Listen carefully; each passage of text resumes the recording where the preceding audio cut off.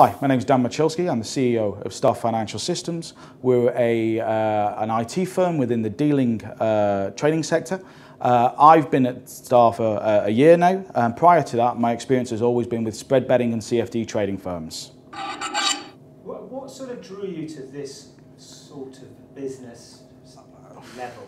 Why this? I think, to put it bluntly, I fell into it. I left university and tried to get into maybe the blue-blooded trading firms and wasn't able to. And around 2000, the spread betting industry was growing to such a degree, it was fueled by betting on our shares.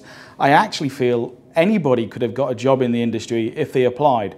I did apply, and in 2000 I joined IG as a dealer.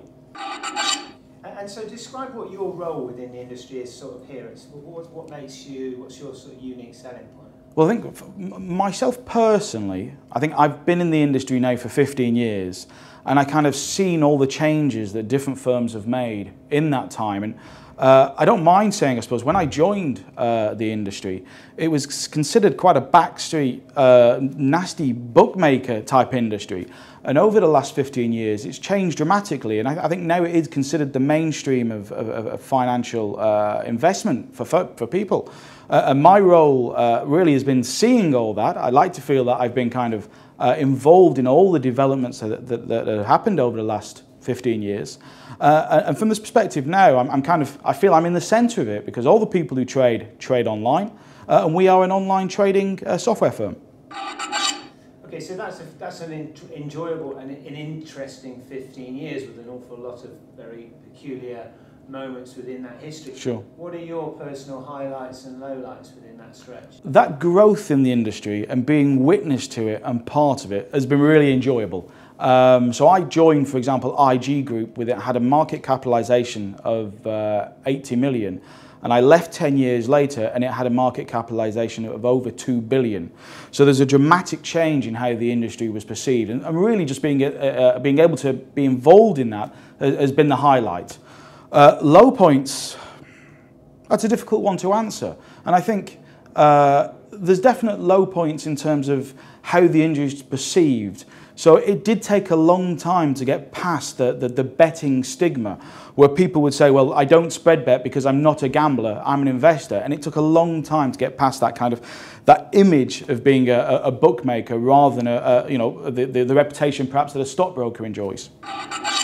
Why has it now gone past that horror image? What was the catalyst for that change? I think it's a variety of things, but essentially the product is very good. It allows people to trade on financial markets, and because it's wrapped up as a bet, it's free of tax. But that's where the connotations with betting ends, and I think it's taken time for people to realise that actually is all the betting word means. It's a tax wrapper, much like a SIP for a pension is a tax wrapper that takes it out of the tax framework. A spread bet simply takes a trade out of the tax framework.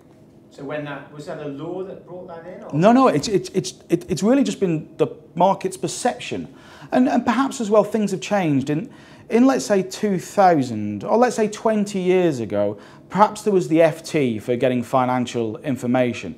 But now with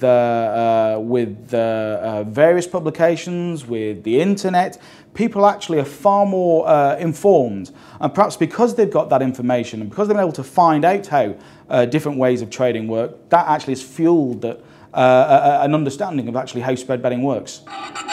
You sort of touched on it, but just give me a sort of typical day. Tell me what it is you do sort of on a daily basis. Well, as a CEO, the job does change every day. But I'm under no illusions. I've been brought in here for my commercial viewpoint on things. So principally, I'm talking to our existing clients, but also talking to potential clients, people who want to take on our dealing platform.